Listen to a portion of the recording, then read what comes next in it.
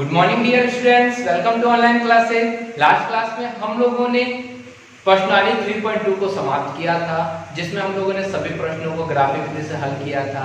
अगर आप आशा है कि आप लोगों ने वो कर लिया होगा। अगर आपको कोई भी प्रॉब्लम हो रही होगी तो आप उससे मुझे कमेंट बॉक्स में बताएंगे कि इसमें क्या क्या प्रॉब्लम आ रही है, मैं उसको जल्दी ही दूर करूँगा।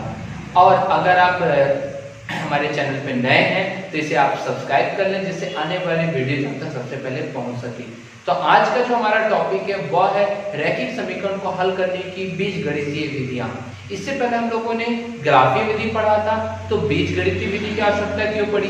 तो हमने ग्राफीय विधि के जितने भी प्रश्न बनाए थे उसमें हम लोगों ने एक चीज देखा था कि अगर ग्राफीय विधि में अगर कोई चीज बट्टा में आ जाता है, जैसे 2/3 आ गया या 5/3 आ गया, या पॉइंट में आ जाता है 0.16, या बट्टा में आ जाता है या पॉइंट में आ जाता है, तब हम उसको सॉल्व करने के लिए ग्राफीय विधि में जब जाते हैं तो हमसे वो सॉल्व नहीं हो पाता है, क्योंकि ग्राफ में पॉइंट या बट्टा बनाने में हम लोग को निरूपित करने में थोड़ा सा कठिनाई आने लगती है। इसलिए हमें ग्राफीय विधि को की जो सीमा है वो सीमित हो जाती है। उसके बाद हम उस बीजगणितीय विधि के बारे में अध्ययन करते हैं।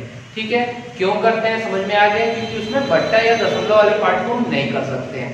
अब बीजगणितीय विधि कितने प्रकार से हो सकती है, तो बीजगणितीय विधि हमारे जो एनसीईआरटी की बुक है उसमें 3 प्रकार से बताया गया है।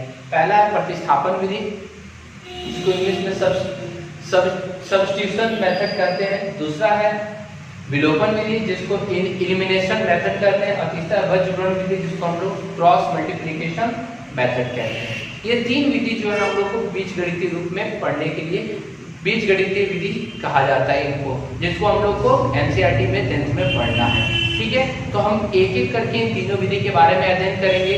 तो पहला जो विधि है इसके लिए हम लोग पढ़ेंगे और प्रश्नावली 3.3 को सॉल्व करेंगे। दूसरा जो विधि है इसके लिए प्रश्नावली 3.4 होगा, और तीसरा जो विधि है बज्रगुणन विधि, उसके लिए प्रश्नावली 3.5 पढ़ना होगा हम लोग को। ठीक है, तो एक एक करके सॉल्व करेंगे और हर एक विधि को देखेंगे। अच्छी तरीके से आप देखिएगा, आपको समझ में आ जाएगा। मैं हर एक विधि के लिए एक नियम लिखवाऊंगा, उस नियम को एक बार आप याद रख लीजिएगा, पढ़ लीजिएगा, तो आपको कोई भी दिक्कत नहीं होगी। ठीक है, तो पहला है प्रतिस्थापन विधि, उसको हम लोग देख लेते हैं। तो प्रतिस्थापन विधि से हल करने के कुछ नियम। प्रतिस्थापन विधि से हल कैसे किया जाता है, इसके कुछ चरण यहाँ मैं बता दे रहा हूँ, उस चरण को याद रखिएगा, आपको हमेशा समझ में आ जाएगा।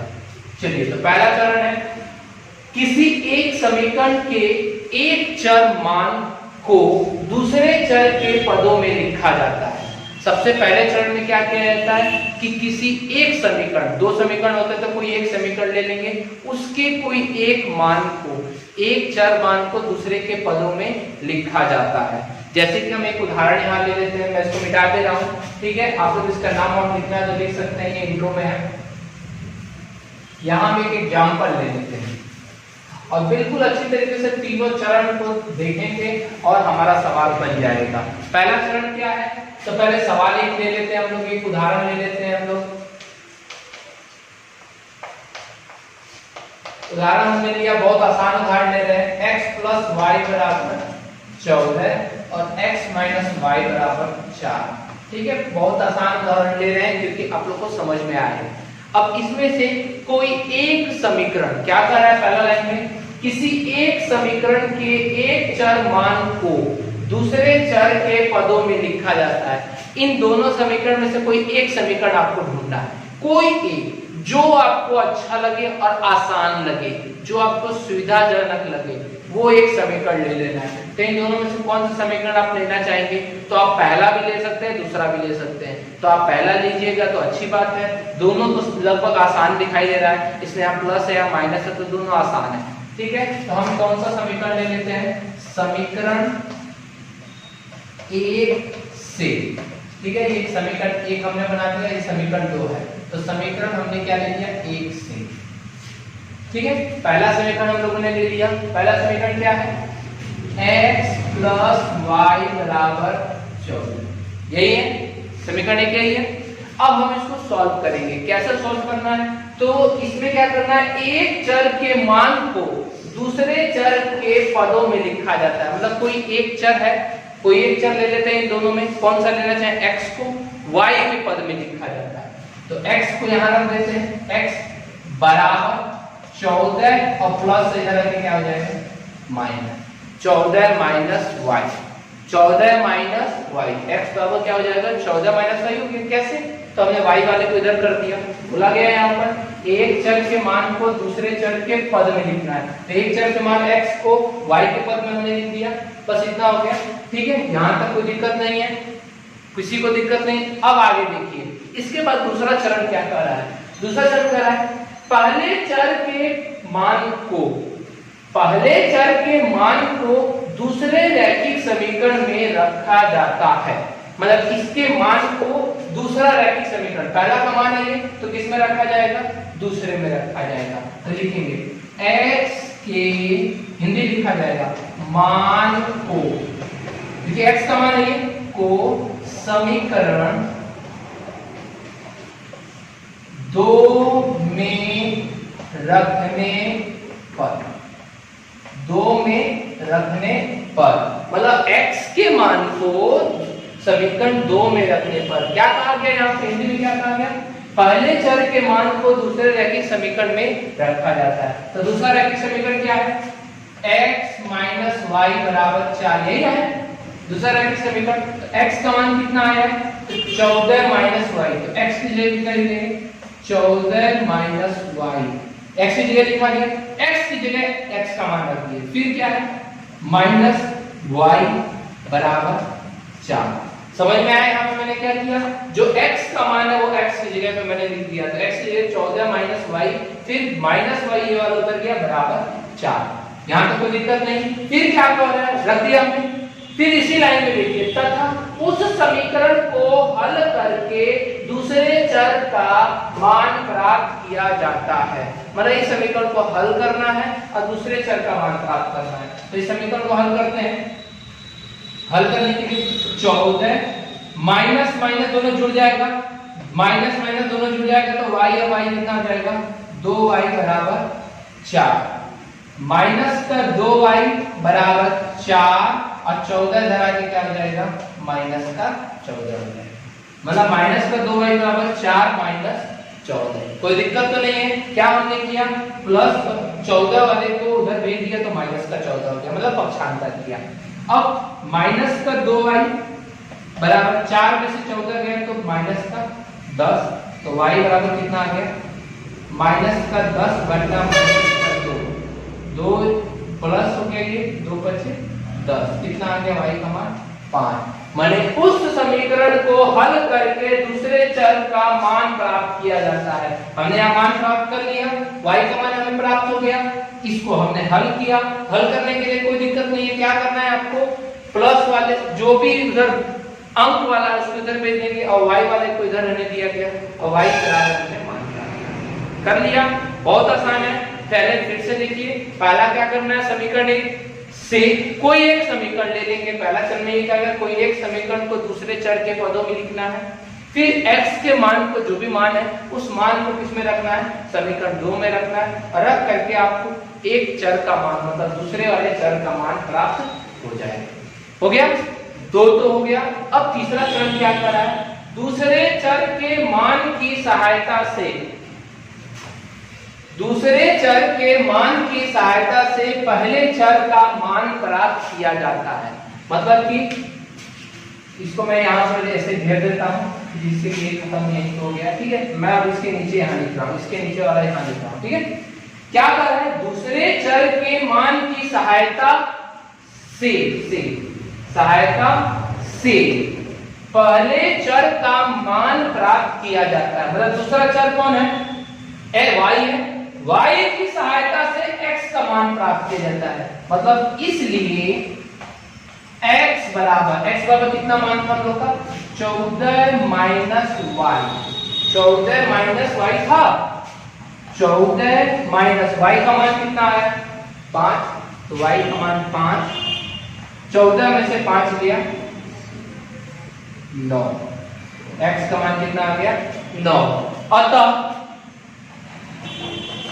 x बराबर कितना? 9 और y बराबर 5। हमने यहां पर इसको सॉल्व कर लिया। आया कि नहीं? y का मान यहाँ आ गया, y का मान हमने x में रखा, इसलिए करके ये वाला समीकरण उतारा, x बराबर 14 माइनस y, x बराबर 14 माइनस y, तो 14 माइनस 5 बराबर x बराबर 9 आ गया। अतः x बराबर 9 और y बराबर 5। इस प्रकार से हमने एक रैखिक समीकरण को सॉल्व किया कि नहीं? ये वाला जो समीकरण हमने सॉल्व किया, x और y का मान हमें प्राप्त हुआ, यह मान ग्राफीय विधि से हल करते तो इतना जल्दी हो पाता? नहीं हो पाता, ग्राफीय विधि से लंबा हो जाता, इसलिए उसको छोटा करने के लिए इसका प्रयोग किया जाता है बीजगणितीय विधि का। और इसका नाम प्रतिस्थापन विधि क्यों रखा गया? अब ये भी जान लीजिए इसका नाम प्रतिस्थापन विधि क्यों रखा गया, क्योंकि इस सवाल में हमने जब हल कर रहे हैं तो इसमें 2-3 जगह हम मान को प्रतिस्थापित कर रहे हैं। प्रतिस्थापन मतलब क्या होता है? एक स्थान के मान को दूसरे स्थान पे बैठा देना। जैसे यहाँ पर x के मान को यहाँ लिख रहे थे, x का मान यहाँ लिखे हैं, तो ये प्रतिस्थापित कर रहे हैं, इसलिए इसका नाम प्रतिस्थापन। फिर यहाँ पे y का मान को लिख रहे हैं, इसका नाम प्रतिस्थापन इसलिए रखा गया क्योंकि इसमें x और y जो भी मान है उस मान को हम प्रतिस्थापित करते हैं, मतलब समीकरण 1 के मान को समीकरण 2 में रखते हैं, इसलिए इसका नाम क्या रखा गया?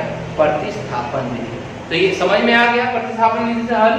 तो एक बार फिर से देख लीजिए, एक और उदाहरण हम इसके बाद एक और उदाहरण कराएंगे जिसमें आप लोग को समझ में आ जाएगा कि प्रतिस्थापन विधि और कैसे बनता है। ठीक है, पहले इसको एक बार देख लीजिए। x प्लस वाई बराबर ये हमारा 14 था और x माइनस वाई बराबर 4, तो पहले हमने समीकरण 1 उतारा, 1 को सॉल्व किया यहाँ पर, x बराबर y इधर आ गया, y इधर के माइनस का y हो जाएगा, तो 14 माइनस y हो गया। अब x के मान को समीकरण 2 में रखने को, मतलब इस वाले को 2 में रखा गया।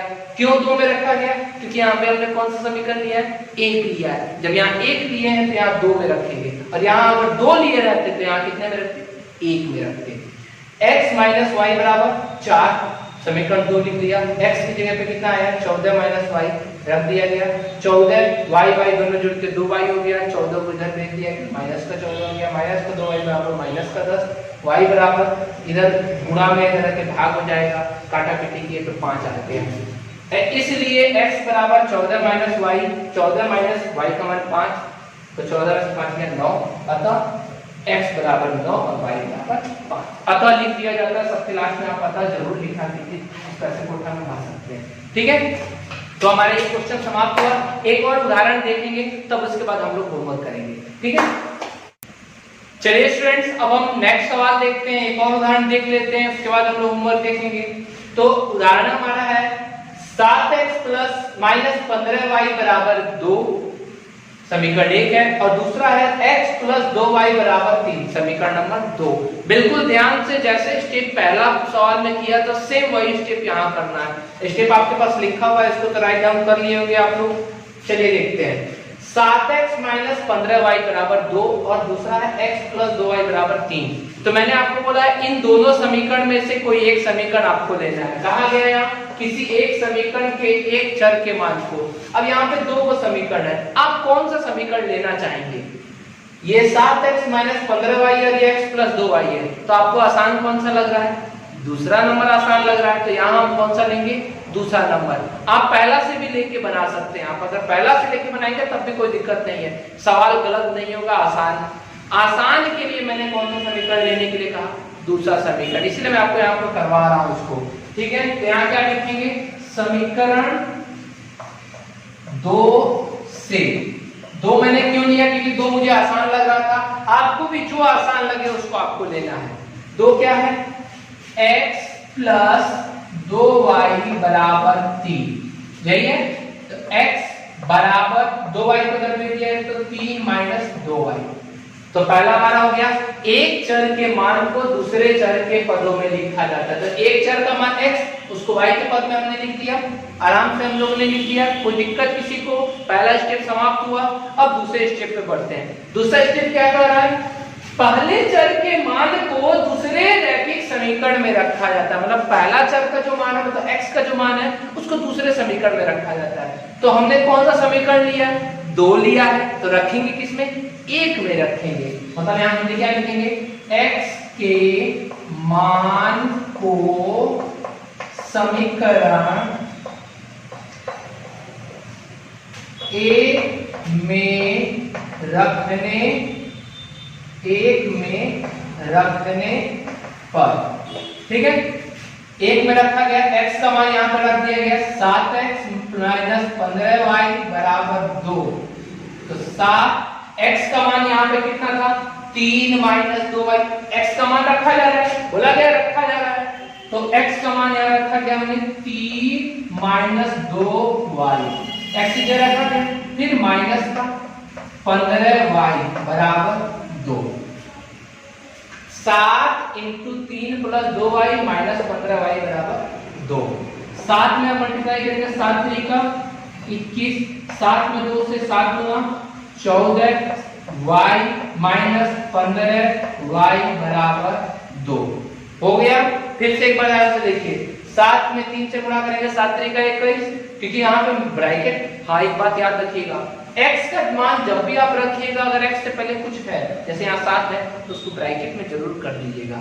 अब 7 में 3 से गुणा हुआ 21, फिर 7 में 2 से गुणा हुआ तो 14 माइनस 15y बराबर 2। कोई दिक्कत नहीं यहाँ पर। अब बिल्कुल ध्यान से समझिएगा, अब हमको यहाँ पक्षांतर करना है, तो 21 माइनस 14 और ये 15 है, दोनों किसका चिन्ह है, माइनस का चिन्ह है। जब दोनों माइनस का चिन्ह होता है तो दोनों आपस में जुड़ जाता है, मतलब 14 और 15 जुड़ गया तो कितना हो गया 29y बराबर 2, ठीक है। तो माइनस का 29y, 21 को उधर भेज देंगे तो 2 और 21 जो यहाँ प्लस का है इधर आके क्या हो जाएगा माइनस का हो जाएगा माइनस का 29y, मतलब y बराबर 2 में से 29 गया तो माइनस का 19 और 29 बटा में आ गया माइनस का 29, मतलब आंसर हमारा क्या आया y का मान y बराबर 19 बटा 29 होगा।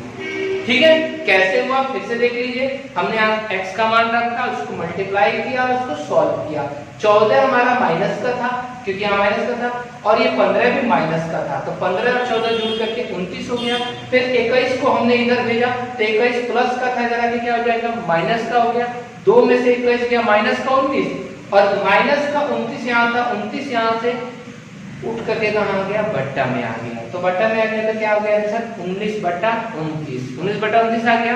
अगर यही सवाल अगर उसमें रहता आलेख में तो क्या बट्टा में हम निकाल पाते, नहीं निकाल पाते उसको, इसलिए इसका प्रयोग किया जाता है। अब y का मान आ गया, मतलब हमारे पास कौन सा समीकरण चरण हो गया, दूसरा चरण हमारा समाप्त हुआ। तीसरा लास्ट चरण क्या कहता है, दूसरे चर के मान की सहायता से पहले चर का मान प्राप्त किया जाता है। तो दूसरा चर कौन है y, y की सहायता से किसका मान x का मान प्राप्त करना है, तो लिखे यहाँ पे इसलिए सेम ऐसे पीछे लिखे थे x बराबर, तो x बराबर कितना है 3 माइनस 2y, तो 3 माइनस 2 और y का मान कितना आया 19 बट्टा 29, यही आया है। तो 3 माइनस 19 में 2 से गुणा करेंगे तो 19 दूना 38 बटा 29, ठीक है।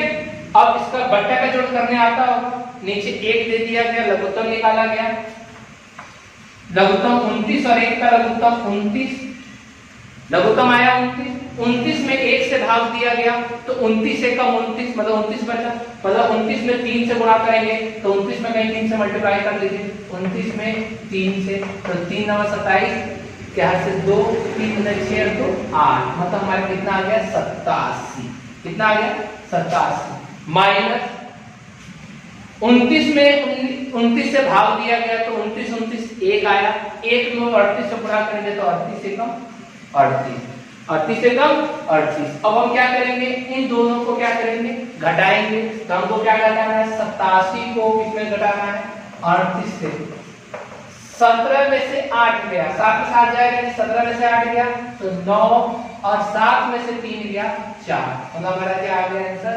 49 बट्टा 29 आ गया। आप याद रखिएगा जोड़ घटाव गुणा भाग कहीं करके देखिएगा, नहीं तो उसमें गलती हुआ तो बाद में मिलना मुश्किल हो जाता है, इसीलिए बिल्कुल आसान आराम से बनाइए, एकदम कोई दिक्कत ना हो, ठीक है। तो x का मान हमें प्राप्त हो गया, कितना हो गया 49 बटा 29, तो क्या लिखेंगे अतः अब अतः लिखने का जगह नहीं है, आप लिख लीजिएगा अतः। अतः क्या लिखिएगा, कहाँ लिखते हैं अतः, चलिए यहां बना के लिख देते हैं। अतः x बराबर 49/29 और y बराबर 19/29। ठीक है, तो हम लोग का दोनों प्राप्त हो गया, दोनों समीकरण हम लोगों ने देख लिया, दोनों को सॉल्व भी किया, दो सवाल। आपको अब आशा है कि समझ में आ गया होगा प्रतिस्थापन विधि। ठीक है, इसमें कोई दिक्कत ना हुए आप लोग को, अब आराम से उसको सॉल्व कीजिएगा। मैं कुछ यहाँ पे आपको होमवर्क दूंगा जिसको अच्छी तरीके से आप ये 3 चरण याद रखिएगा। और 3 चरण आपको याद रखने की जरूरत नहीं पड़ेगी, आप सवाल बनाइएगा तो अपने आप आपको याद आ जाएगा। ठीक है, तो मैं होमवर्क दे देता हूँ जिससे आप लोग उसको कर लीजिएगा। ठीक है, चलिए फ्रेंड्स, अब बारी होमवर्क की। तो आज का जो होमवर्क है वह है आपके सामने 3 सवाल है, ये तीनों सवाल को आपको सॉल्व करना है, इसका x और y का मान प्राप्त करना है। और प्राप्त करने की जो विधि होगी वो कौन सी होगी, तो आपको प्रतिस्थापन विधि से सॉल्व करना है। पहला क्वेश्चन है x + y = 15। दूसरा, पहला क्वेश्चन का दूसरा जो समीकरण है x - y = 5, समीकरण 2। फिर दूसरा क्वेश्चन है s - t = 3, इसका दूसरा समीकरण है s/3 - t - t/2 = 6, 2x + 3y = 12 और x - y = 1। तो ये तीनों सवाल आप लोग का, इसको सॉल्व करके आप मुझे व्हाट्सएप पे भेज दीजिएगा। और अगर किसी चीज का प्रॉब्लम आ रही होगी, अगर नहीं समझ में आ रहा होगा तो एक कमेंट में जरूर हमको बताइएगा कि आपको क्या दिक्कत है। और आपको अच्छी तरह समझ में आ गया होगा तो इसे लाइक करिएगा, अधिक से अधिक शेयर करिएगा। धन्यवाद।